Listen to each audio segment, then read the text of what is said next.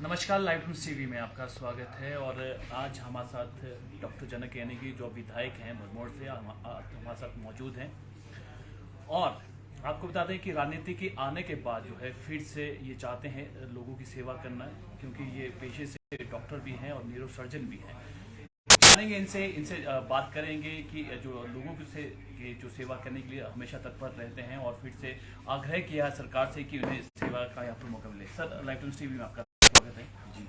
काफ़ी लंबे समय से सर, जब आप एमएस थे, हमने भी देखा है काफ़ी लोगों की सेवा की है, फिर उसके बाद आपने मन बनाया कि आप राजनीतिक में जाना चाहेंगे, फिर से आप आग्रह किया है सरकार से।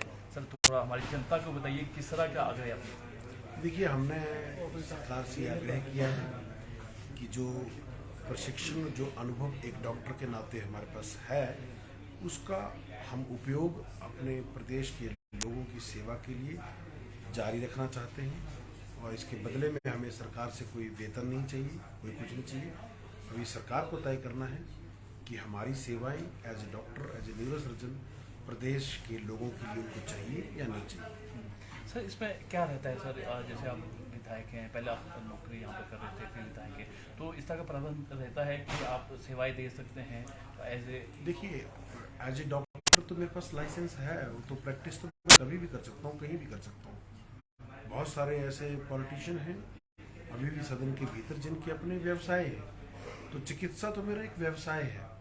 प्रैक्टिस मैं कभी भी कर सकता हूँ, किसी प्राइवेट हॉस्पिटल को मैं ज्वाइन कर सकता हूँ, प्राइवेट हॉस्पिटल में अपना खोल सकता हूँ, कानूनन मुझ पर कोई बाध्यता नहीं है।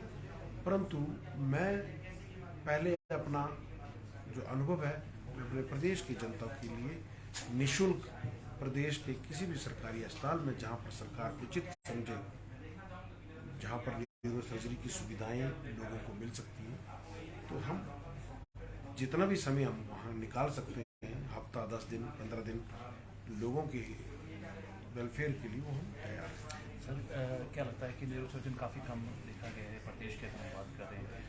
कई बार जो रेफर केस चंडीगढ़ में यहाँ पर किए जाते हैं, तो ऐसे में सेवाएं तो आप दे रहे हैं, पर आप और भी जो यहाँ पर काफ़ी कमी भी है इस मद्देनजर। देखिए, कमी नहीं कहेंगे हम इसको, क्योंकि अगर आप वर्ल्ड हेल्थ ऑर्गेनाइजेशन WHO के मानकों के आधार पर चलें तो लगभग 10 लाख लोगों पर एक न्यूरो सर्जन होना चाहिए। तो हमारी स्टेट में इस वक्त लगभग 7 न्यूरो सर्जन सरकारी सेवा में कार्यरत हैं और लगभग 4 न्यूरो सर्जन प्राइवेट सेक्टर में कार्यरत हैं। तो हमारे प्रदेश की जनसंख्या के हिसाब से हमारे पास न्यूरो सर्जन की पर्याप्त संख्या है। और एक और बात कि हमारे प्रदेश में वो अपने न्यूरो सर्जन तैयार हो रहे हैं। 2 स्टूडेंट हमारे यहाँ पर प्रदेश में न्यूरो सर्जन बनने का प्रशिक्षण ले रहे हैं। और एक सबसे महत्वपूर्ण बात यह है, बात केवल न्यूरो सर्जन की नहीं है। बहुत बार ऐसे विषय कहते रहे कि डॉक्टर्स की कमी है, डॉक्टर्स की कमी है। हमें ऐसा लगता है कि डॉक्टर्स की कमी तो है, पर उतनी कमी नहीं है जितना इसका ढिंढोरा पीटा जाता है। रादर इसकी जगह अनइक्वल डिस्ट्रीब्यूशन है। ऐसा कि जहाँ पर सर्जन है वहाँ पर ऑपरेशन थिएटर नहीं है, कहीं पे ऑपरेशन थिएटर है तो वहाँ पर बेहोशी का डॉक्टर नहीं है। इस तरह के लिए, इसीलिए जैसे पहले भी आप कुछ और मीडिया बंधुओं ने भी हमसे सवाल पूछा था, तो हमने कहा है कि कुछ सुझाव हम सरकार को देंगे। हम सरकार से ये आग्रह भी करेंगे कि एक रैशनलाइजेशन ऑफ हेल्थ सर्विसेज की तरह एक सर्वदलीय एक समीक्षा की जाए, एक बैठक की जाए, जिसमें हमें ये ध्यान देना होगा कि हमें केवल और केवल वोट की राजनीति करनी है या सही में जन सुधार का काम करना है।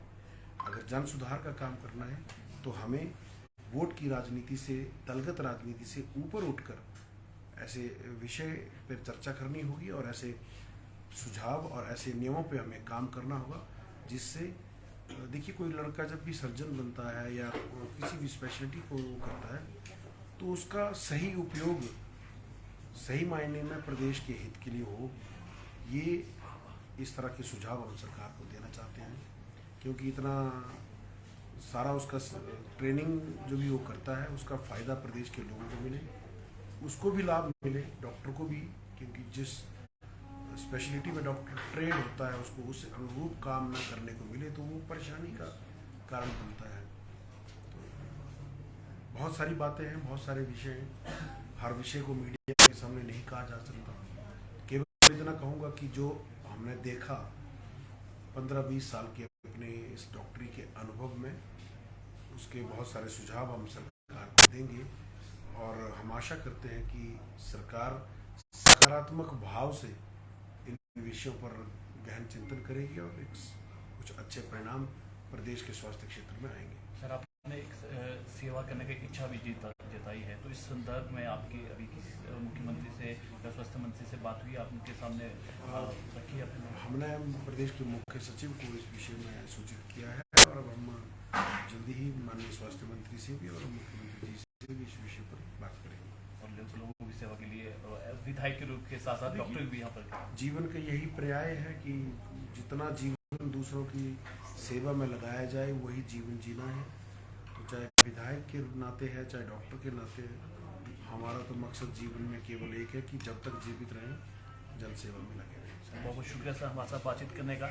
तो जब तक जीवित रहे तब तक जन सेवा करने का निर्णय यहाँ पर लिया है डॉक्टर जनक ने, और इससे पहले भी जो आपको बता दें कि जब ये डॉक्टर्स थे तो लोगों की सेवा में यहाँ पर लगे रहे।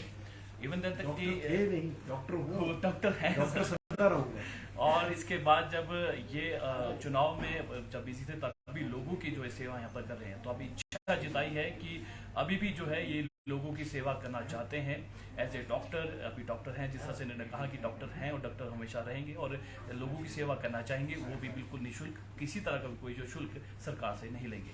तो चलिए फिलहाल के लिए इतना ही और